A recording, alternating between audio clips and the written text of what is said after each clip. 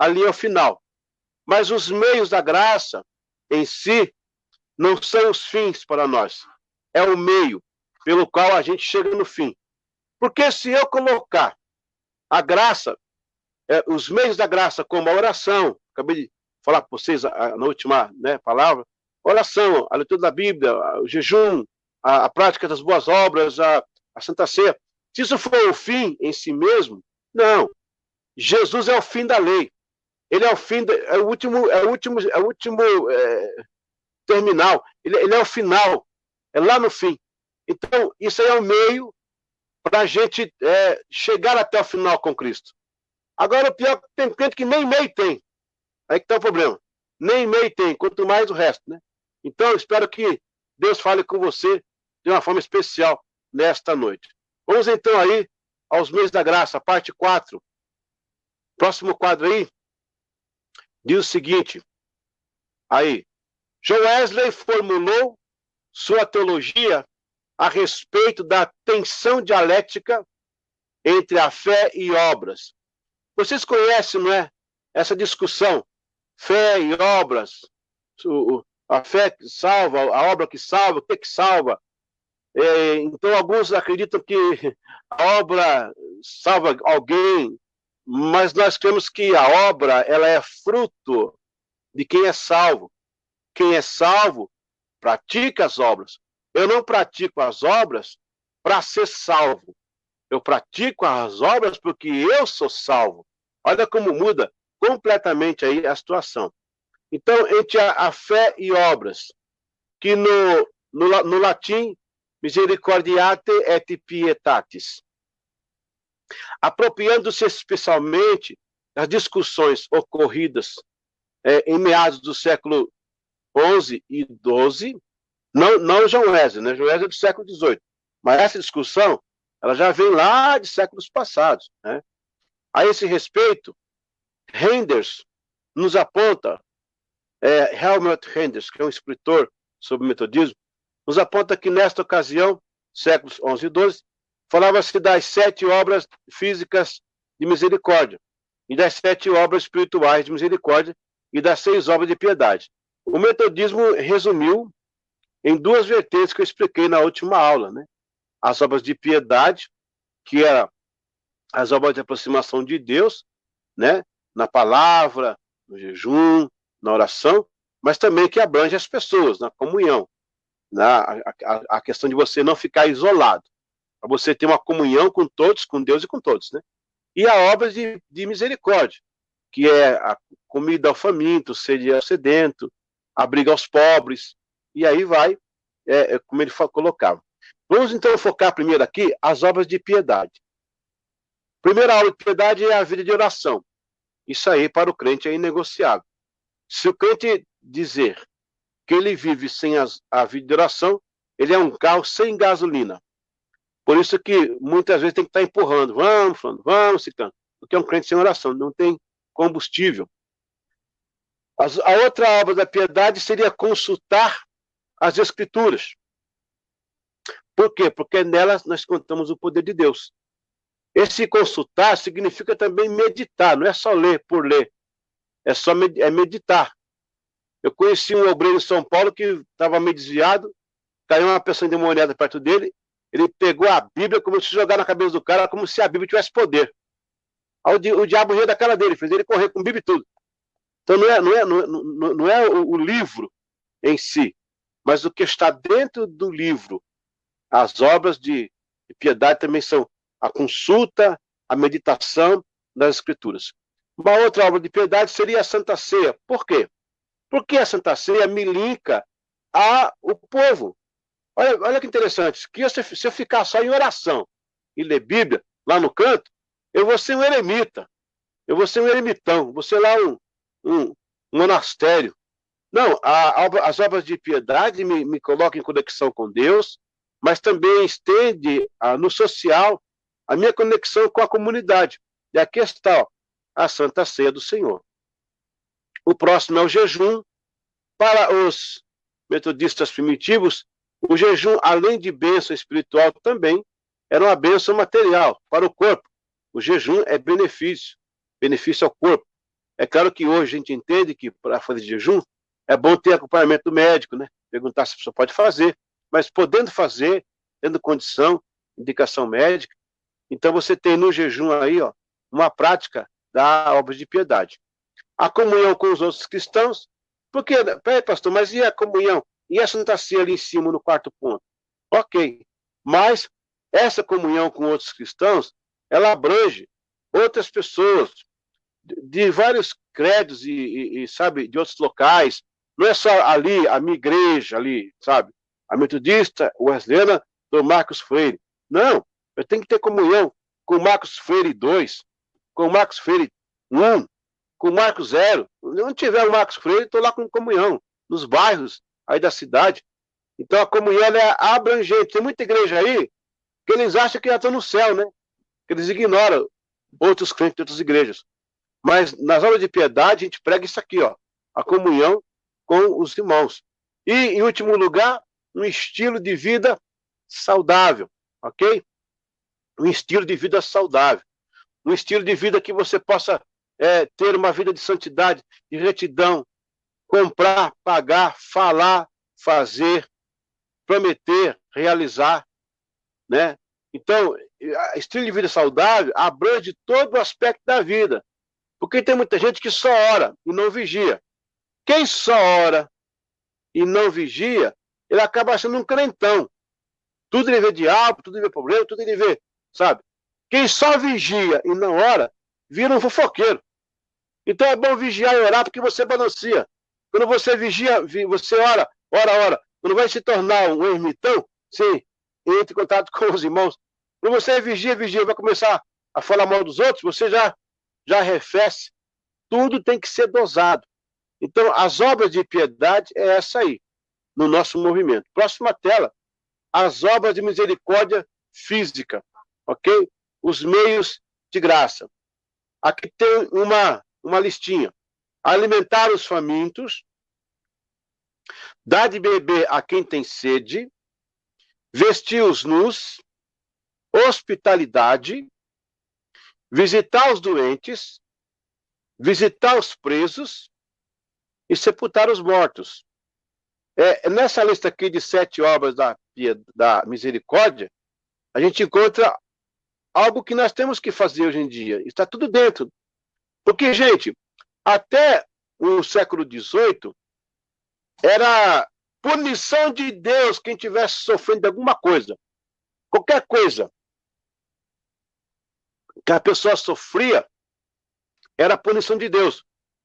E o metodismo começou a visitar os presos, alimentar os pobres, dar hospitalidade. Criou um sistema de empréstimo financeiro para quem estava precisando. Veja, que a Revolução Industrial vai chegar na Inglaterra, depois do século XVIII, vai começar a Revolução Industrial, naqueles meados, né? Que é o século das luzes, né? Nós vamos ter a Idade Moderna, começando ali em 1453, com a queda de Constantinopla, e ela vai até 1783, se não me engano, com a queda da Bastilha, a Revolução Francesa. Nesse período, então, o mundo está em transformação, o mundo está em mudança. E aí, naquela época, isso aqui não se fazia, porque era um povo que Deus estava punindo. Mas o metodismo rompeu essa barreira e abriu o coração e a mão para abençoar as pessoas que estavam precisando. E aqui você tem uma lista. Porque o evangelho sem isso aqui é um evangelho amputado, é um evangelho manco, é um evangelho que, sabe, falta alguma coisa. Então nós temos que fazer a obra de Deus, para Deus e também por Deus para essas pessoas. A próxima tela, as obras de misericórdia, agora uma misericórdia, mas a obra espiritual, né? Instruir aos ignorantes, consolar os com dúvidas. Era muito interessante como que o metodismo trabalhou muito nessa questão da dúvida naquela época. Sabe que naquela época não tinha apelo, né, para aceitar Jesus. Esse apelo que fazemos, ele nasceu no século XIX. Naquela época, quando o pastor pregava, ele acabava o sermão e perguntava: eu terminei a mensagem, alguém tem alguma dúvida? alguém não entendeu, aí ele colocava uma cadeira do lado do púlpito e as pessoas vinham conversar com ele, quem estava com algum tipo de dúvida ou algum tipo de dificuldade. Ele ficava ali sentado atendendo um por um. Hoje em dia o pregador prega e sai correndo, né? Não quer falar com ninguém. Acho que tinha que voltar essa época de pregar e depois explicar as coisas que se prega na igreja, né? Bom, que não é nosso caso aqui, mas é interessante. O apelo, então, vai surgir lá depois de... já na virada do século XVIII para o XIX. Como assim surgiu? Quando o metodismo começou a crescer, e havia muitas salas de culto, muitas reuniões de culto, muito derramado do Espírito Santo. Então, Wesley e os primeiros metodistas colocaram salas anexas nas capelas para atender essa demanda de pessoas. Depois, com o passar do tempo, apareceu um evangelista americano chamado Finney, Charles Grandson Finney. Charles Finney. Ele é de 1792. Ele nasceu um ano depois que Wesley morreu. Nasceu no dia 16 de agosto, lá em Warren, em Connecticut, onde eu morei, nos Estados Unidos. O Finney, ele cresceu já com o avivamento acontecendo. Porque na época de Wesley, aconteceu os avivamentos. Na América também com o Jonathan Edwards. E aí, o Finney vai tornar-se um pregador. Ele era um advogado no condado de Oneida, em Nova York. Ele foi tocado pelo Espírito Santo e tornou-se um grande pregador do Evangelho. Conta-se que, às vezes, ele pregava e a cidade inteira se rendia a Jesus. O Finney usava um chamado Banco dos Contristados. Naquela reunião, onde ele pregava, o costume da época era ficar ali para resolver alguma dúvida das pessoas. O Finney teve outra ideia. Ele mandou colocar os bancos anexos e no final ele perguntava quem de vocês quer ficar aqui no banco dos contristados? Quem de vocês foi tocado pela mensagem? Estão contristados e querem uma palavra maior de Deus? Fica nesse banco. Ao culto acabava, eles iam para o banco. Aí o Finney fazia uma segunda mensagem curta e aí ele fazia o apelo para as pessoas se decidirem por Cristo. Com o passar do tempo, o Finney falou, vamos acabar com esse banco. Quem que quer Cristo aqui, vem à frente agora. E aí, isso já é 1800 na primeira parte do 1800, quando começa o movimento da santidade.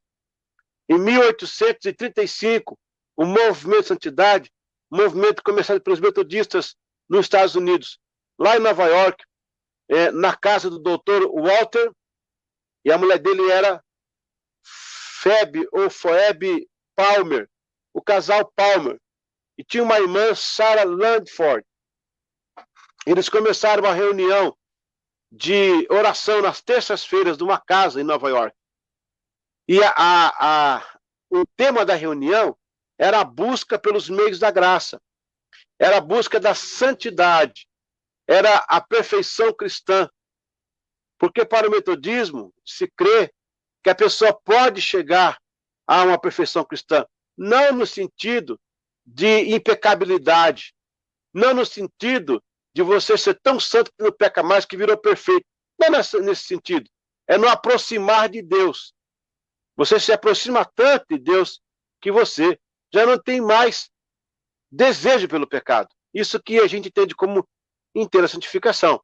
E um pouquinho mais aí também. Alguns chegam a acreditar até que realmente fique longos períodos sem pecar. Glória a Deus, que cheguemos a isso, né? Isso aqui é importante. Naquela casa nasceu a reunião da santidade. Era às terças-feiras. Tudo usando os meios da graça aqui. Eles começaram a se reunir várias vezes e pessoas vinham de tudo quanto é lado daquela reunião. Aquela reunião ficou famosa. Ela começou a se estender e se espalhar pelo mundo inteiro. Aí nasceram os campos meetings, que hoje chamamos de retiro espiritual. Nesses locais, então, havia um derramar de Deus, uma mensagem forte contra o pecado e um apelo para Cristo e um apelo para fazer missões também. Isso veio até 1900 e muitas palavras de santidade foram espalhadas pelo mundo inteiro. O movimento deu origem à Igreja Metodista Livre, à Igreja do Nazareno, à Igreja de Deus nos Estados Unidos, a Igreja Wesleyana nos Estados Unidos, agora tem a nossa também. Então, esse movimento deu origem a muitas igrejas e deu origem também às cruzadas evangelísticas, com o Billy Graham no começo do século e outros evangelistas famosos que o mundo conheceu. Mais ou menos nessa época, em 1900, acontece um outro movimento perto de santidade, que é o movimento pentecostal, na cidade de Topeka, em Kansas, nos Estados Unidos. E naquele movimento, um pastor chamado Parham, ele pregava sobre o Espírito Santo, ele era metodista. E naquele lugar, havia um homem ali chamado J. Seymour, e ele ouviu também aquela mensagem, a mensagem sobre o Espírito Santo, o derramar do Espírito Santo, o falar em outras línguas. É um movimento que ele é um pouco distinto do santidade. Alguma coisa liga por causa da mensagem, é claro. O Seymour conhecia a mensagem de santidade, e o Parham também. Mas o enfoque deles era o Espírito Santo, o batismo, o derramar. E o que acontece? Um dia, o professor Parham, ele foi viajar e deixou os alunos para fazer um trabalho sobre línguas estranhas e sobre o Espírito Santo. Quando ele voltou, encontrou uma classe cheia de Deus, cheia da graça. Nesse dia, 1901, uma irmã chamada Agnes Osman foi cheia do Espírito Santo e começou a falar em outras línguas. E aquilo foi uma novidade. Dali saíram alguns pregadores, como o próprio Seymour. Também estava ali presente o Gunnar Vring, que é um dos iniciadores da Assembleia de Deus. Eles começaram a pregar essa mensagem de Pentecostes. Foram para Los Angeles, o Seymour foi para Los Angeles, assumiu a Igreja Metropolitana de Los Angeles. Mas era tão forte a ênfase do derramado do Espírito, falar língua estranha, que expulsaram ele de lá. Ele encontrou um galpão vazio que fora da Igreja Metodista, estava queimado pelo incêndio. Ele deu uma arrumada ali e começou a se reunir. E ali nascia a onda do pentecostalismo, que chegou até o Brasil através dos irmãos Daniel Berg e Gunnar Ving. Quando Daniel Berg e Gunnar Ving chegaram no Brasil, em Belém, eles não sabiam falar uma palavra em português. Eles sentaram numa praça e ficaram ali naquela praça, sem saber o que fazer, sem saber o que dizer. De repente veio uma folha voando no ar. Olha, gente, olha o vento do Espírito. Uma folha voando no ar e bateu na perna do Gunnar Ving. Ele pegou a folha, era um boletim da Igreja Metodista de Belém do Pará, pastor americano Justo Nelson. Ele viu que era americano, ele correu para lá com o Daniel Berg. O pastor metodista conhecia a Igreja Batista, e porque o Gunnar Ving e o Daniel Berg eram da Batista da Suécia. E aí o pastor Justo Nelson levou eles para os irmãos batistas e arrumou para eles ficarem na casa da irmã Celina de Albuquerque. Eles ficaram lá e começaram a falar sobre o Espírito Santo. E Deus derramou ali o Espírito Santo sobre eles.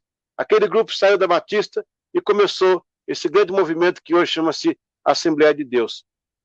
Tudo isso tem a ver com os meios da graça. Não que o Pentecostes fale sobre meios da graça. Pentecostes ele evoca comportamentos como meios da graça, como oração, como jejum e tal. Mas os meios da graça é mais ligado ao movimento de santidade. Por quê? No pentecostalismo, a consagração, a unção, a santificação é meio que um processo mais rápido. Parece que a pessoa foi batizada com o Espírito Santo, já está pronta para fazer a obra. Amém por isso. Acontece muita coisa rápida, sim, que dá certo. Mas no pensamento da santidade wesleyana, a santificação ela é um processo gradativo, ela é um processo gradual. A pessoa não consegue tão rápido assim ser santa dessa forma. Tem muita coisa o que trabalhar, tem muita coisa o que se mover. A nossa igreja wesleyana, ela é do movimento de santidade e também é do pentecostalismo. Conseguiu abarcar as duas coisas. Isso é muito bom, porque você consegue dos movimentos o melhor, a melhor análise, a melhor coisa, a melhor forma. Mas não podemos esquecer de uma coisa. No pentecostalismo, como tudo é assim, é unção, é graça, é poder, as pessoas tendem a ser mais rápido, a pregar mais rápido, mas aí não trata algumas coisas na vida. E aí vai dar um obreiro, uma obreira com alguns defeitos. Um obreiro ou uma obreira deficiente na vida espiritual. Está ali, porque o batismo com o Espírito Santo, ele não é uma obra em si completa já feita na hora. O batismo com o Espírito Santo, segundo a ideia de John Fletcher, no metodista, era a segunda bênção. Eles têm como a primeira bênção a salvação. A segunda bênção seria o Espírito Santo. Então, na verdade, o que acontece? Nós cremos no Espírito Santo, no batismo com o Espírito Santo, nos dons espirituais. Eu sou batizado com o Espírito Santo, mas eu mesmo batizado com o Espírito Santo, eu tenho áreas da minha vida que eu preciso trabalhar. E esse trabalhar é só através dos meios da graça, que é um processo gradual. Então, eu não entendo um evangelho que é uma tostadeira de pão. Sabe o que é tostadeira? Você coloca lá o pão, coloca para prensar, daqui a pouco pula. Aquele pão pula, já está tostado, está queimado, está cheio. Então a pessoa chega num culto, recebe o Espírito Santo, já sai tostado, queimado. Ok, é uma graça, é uma bênção da misericórdia de Deus. Também ajuda na minha santificação. Mas os meios da graça são eles que trabalham o processo gradual. Eu conheço crente, desculpa a expressão, é isso mesmo, ó, justificação, regeneração e santificação. Esse é o processo. Eu conheço crente, entre aspas, cheios do Espírito Santo, mas são mal pagadores, fala mal das pessoas, fofoca para o mundo inteiro, compra e não paga, e é cheio, fica na igreja lá e bate o pé. Olha, eu não vou dizer que eu tenho minhas dúvidas, mas amém. Que Deus, é porque Deus tem muita misericórdia. A pessoa pronta, chega no culto, chora, ô Senhor, ai Deus tem misericórdia. Bom, eu sou mais aquele crente que muitas vezes não bate o pé, não sobe nas paredes, não tem a unção do Homem-Aranha, mas é um crente fiel, dizimista, trabalhador, toma Santa Ceia, cuida da vida dele, vive bem com ele, com a família, paga os seus negócios, anda em dia.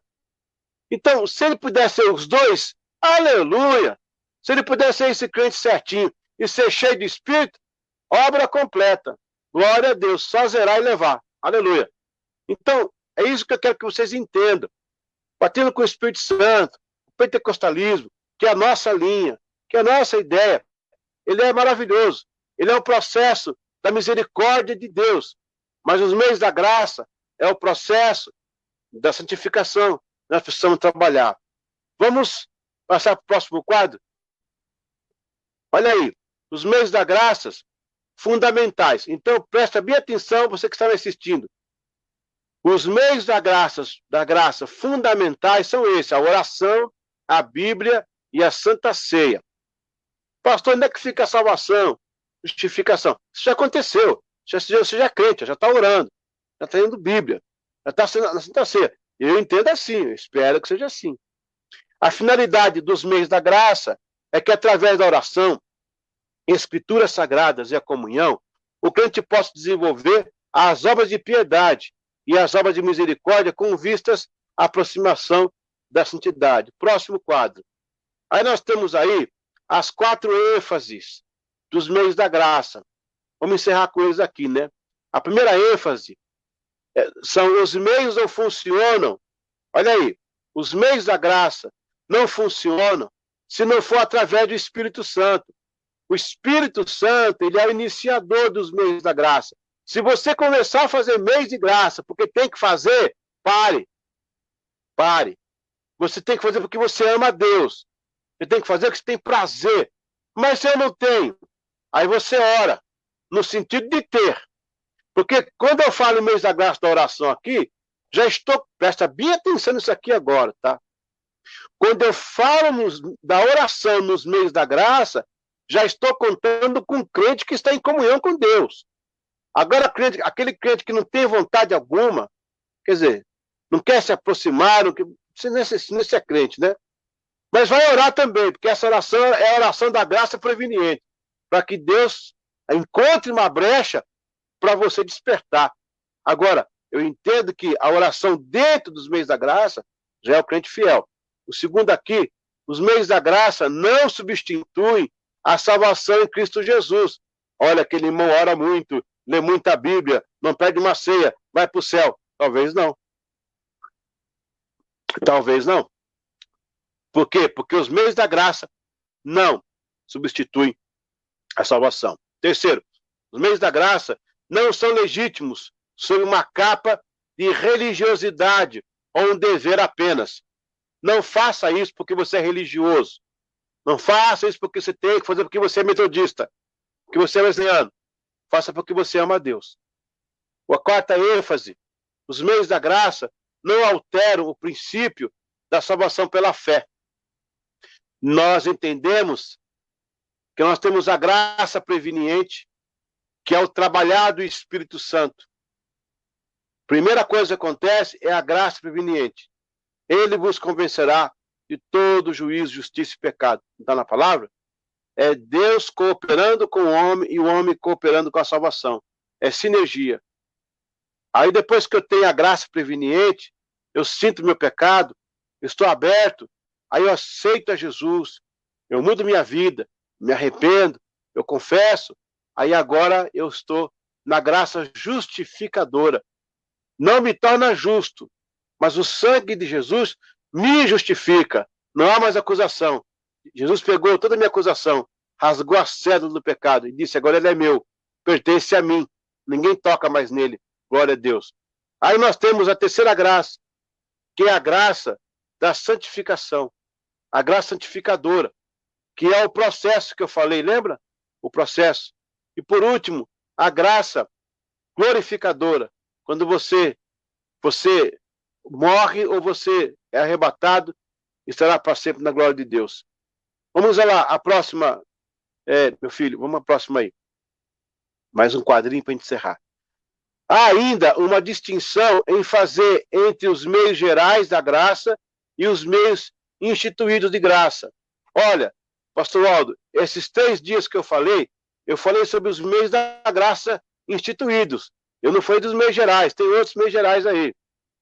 Kenneth Collins classifica como meios gerais o que é suposto universalmente a todas as pessoas, onde se espera que sejam boas e justas, etc.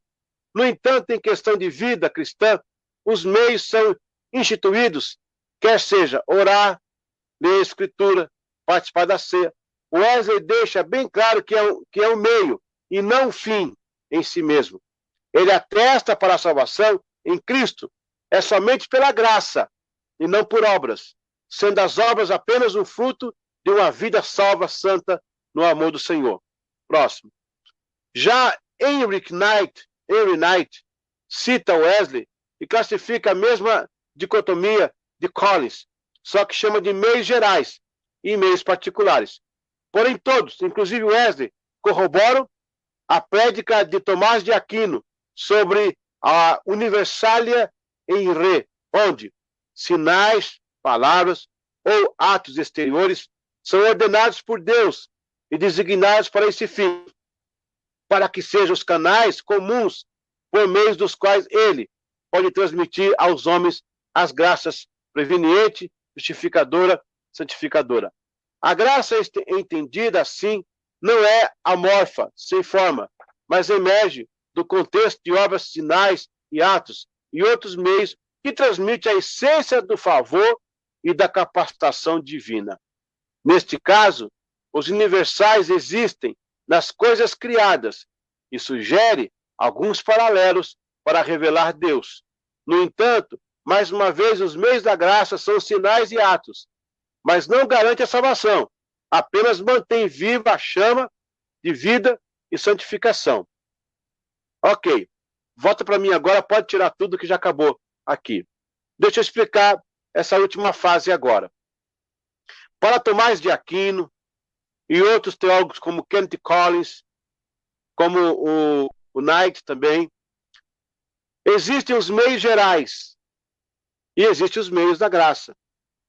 Os meios gerais, tanto os meios gerais como os meios da graça, são por Deus instituídos. Tanto os meios gerais como os meios da graça não salvam ninguém. É só o meio, não é o fim. Ele é o canal, ele é a ponte. Agora, os meios gerais. Você conhece alguém que não é crente? Não é crente, mas é uma pessoa boa? Se você conhece, coloca um sim aí. Você conhece alguém que não é crente, mas fala a verdade? Você conhece alguém que não é crente, mas faz caridade, faz bondade? Você conhece alguém que não é crente e que dá mais testemunho que alguns crentes? Se você conhece, coloca aí, escreva aí, conheço. Ou então sim. Aleluia. Por quê? Porque essas pessoas, elas têm os meios gerais, que é para todos. Só que alguns fizeram a leitura, outros foram mais longe. Só que não salva também. O bonzinho não vai para o céu. Vai para o céu o malzinho que se converteu, aí ficou bom, aí vai para o céu. Então, os meios gerais é aberto a todos. Tem pessoas que não são crentes, que não são da nossa igreja, mas é mais crente que muitos crentes que a gente conhece. Os meios gerais. Pessoas boas que não conhecem nem a Deus, mas são boas, são justas. Quando a pessoa conhece Jesus, ela conhece os meios da graça particulares, que são esses meios espirituais. A oração, a palavra, a Santa Ceia, a comunhão, o jejum. Aí muita gente conhece, tá vendo aí, ó? Muita gente conhece. Jejum, né? Também os meios de misericórdia, que dá comida ao faminto, sepultar os mortos, dá abrigo ao cansado. Então, o que nós entendemos? Os meios gerais, Deus já ordenou para o ser humano. O ser humano nasceu para ser bom, mas ele pecou. Por isso que o pecado vem para corrigir. Quando você aceita Jesus, você conhece os meios de graça. E agora você entendeu, não é? Os meios de graça, você pode incluir em dois caminhos.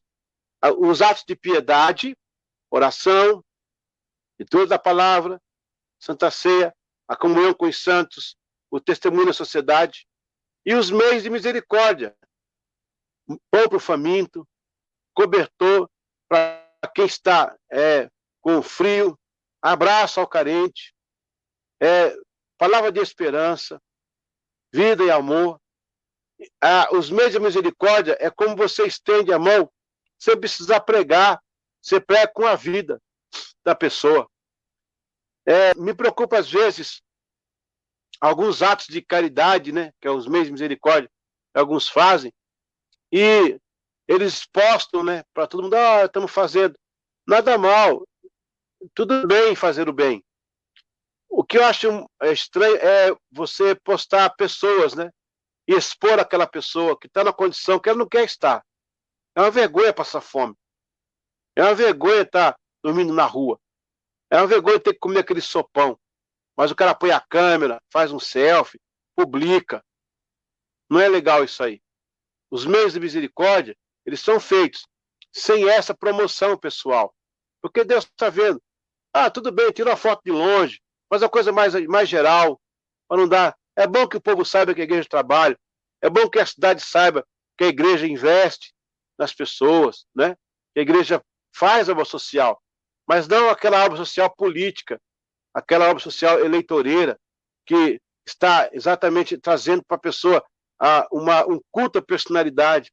Que esse amor seja fruto realmente para o próximo de algo espontâneo de Deus, não a propaganda minha. Eu tenho um trabalho chamado Pontes da Esperança. Pontes da Esperança. Através desse trabalho, eu faço muita obra social, mas ninguém fica sabendo. O dia que Deus me levar, vão ver as minhas obras. Olha, ele fazia isso. Não precisa ninguém saber agora. Isso não me dá mais glória. Isso não me dá mais louro. Eu só preciso fazer. E outra coisa, se eu faço, eu não faço mais do que a minha responsabilidade como crente em Jesus em fazer a obra de Deus. Então, isso são os meios da graça. E isso é wesleyano, e você que é de outra igreja com a irmã, então a gente sabe que Deus vai falar com você mais propriamente. Amém? Para que estão me ligando aqui, eu tenho que parar, senão não consigo. Aqui. Muito bem. Tá me ouvindo aí? O som continua aí? Quando ligam aqui, o som cai. Glória a Deus. Vamos então encerrar. Amém? Glória a Deus. Fazer uma oração aqui. Depois eu quero abrir para vocês perguntar alguma coisa ou cooperar com alguma palavra. Amém? Obrigado, Senhor, por esses dias.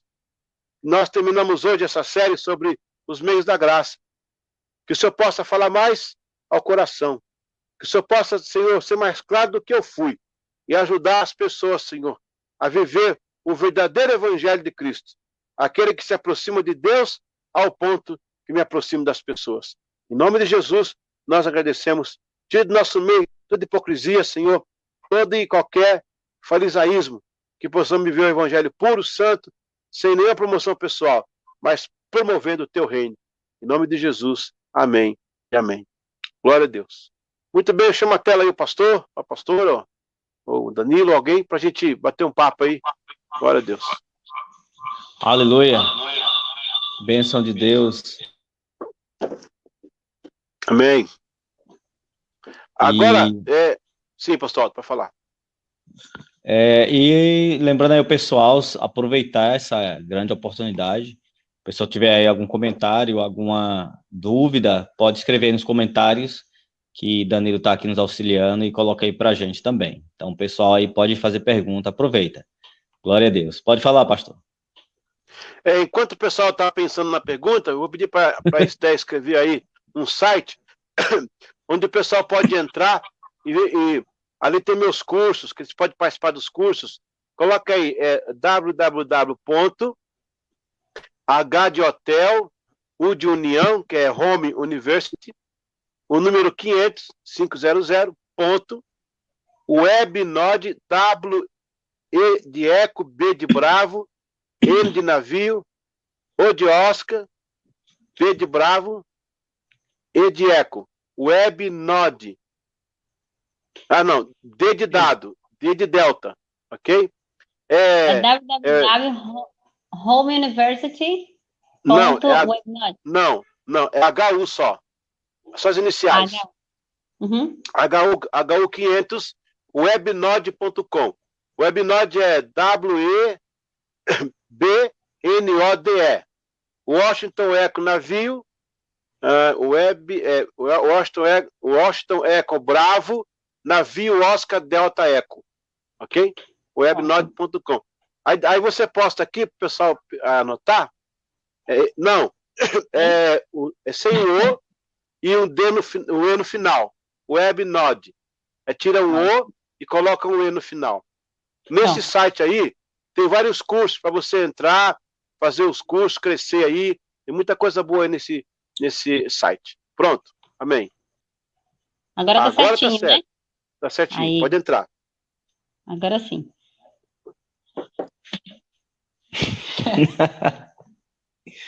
Amém. Glória a Deus. Vocês entenderam? Vocês entenderam a definição que eu fiz entre o movimento de santidade e o pentecostalismo? São movimentos quase que distintos um do outro. Eles são ligados por algumas práticas e algumas doutrinas. Inclusive, no meio de santidade, teve momentos, sim, de a ênfase da santificação rápida, a chamada teologia do altar. Mas a gente entende que, para nós que somos mais raízes, a santificação ela tem que ser um processo.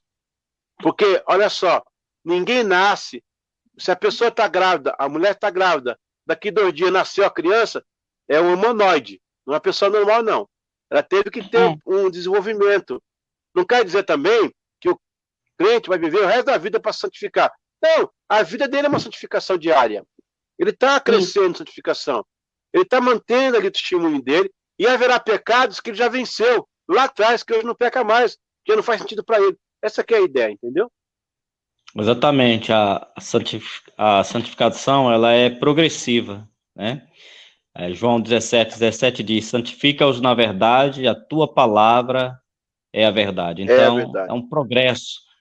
Então, tem que crescer em santidade, é um progresso.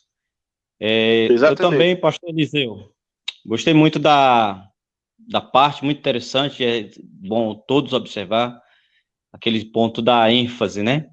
Aquelas ênfases que você sistematizou, a primeira ênfase, segunda, Sim, terceira, até quarta, e em especial, exato. todas, em especial ali a primeira, que os meios da graça não funcionam se não for através do Espírito Santo.